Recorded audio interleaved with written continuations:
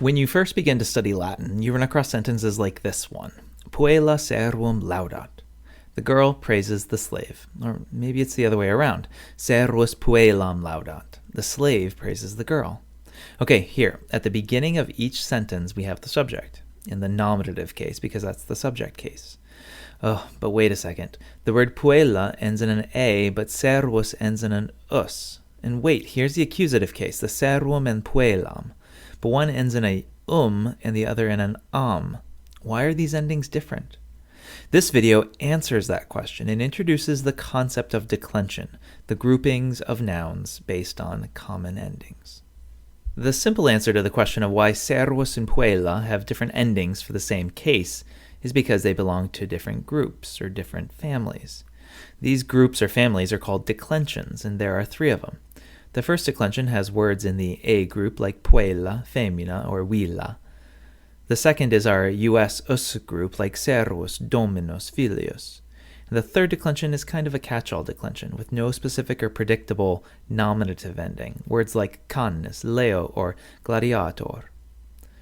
And take a look at the accusative case for these words. All first declension words end in an in the accusative, all second declension words in an and all third declension words in an m. That's important, and that's the key. If you're only looking at the accusative case, you can sort each word into its correct declension or group by looking at the end of the accusative case form. Gladium ends in an so this word must be second declension. Filiam must be first declension because of the and legionem must be third declension because of the m. Oh, and by the way, a noun will be in one and only one declension. Gladium will only be in the second declension and will only have second declension endings. Filiam will only be first declension, and legionem will only be third declension. Words don't jump between declensions. But sometimes, as we see here, there can be similar words in different declensions, even related words. So filiam is the accusative case of a first declension noun that means daughter. But the second declension accusative filium means son. But make no mistake, you should consider these to be different words.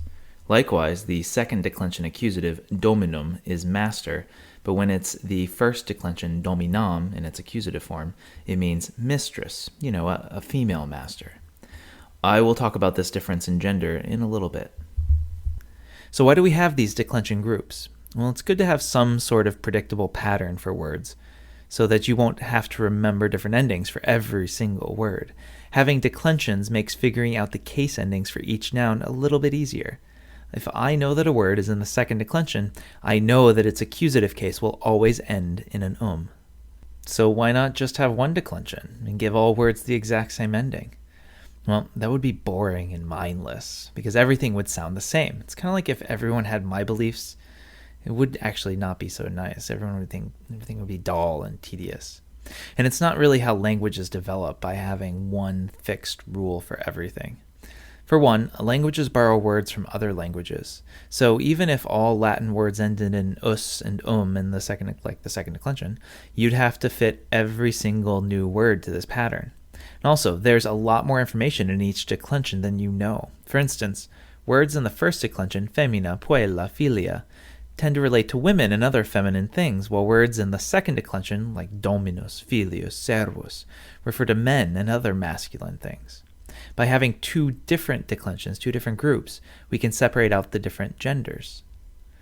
And the more you learn about Latin, the more you'll learn about what the declensions are doing, and how this controlled variation adds beauty and structure to the language. For now, if you know the different endings and how to determine which declension a noun belongs to, you've really mastered this concept, which is so foreign to us in English.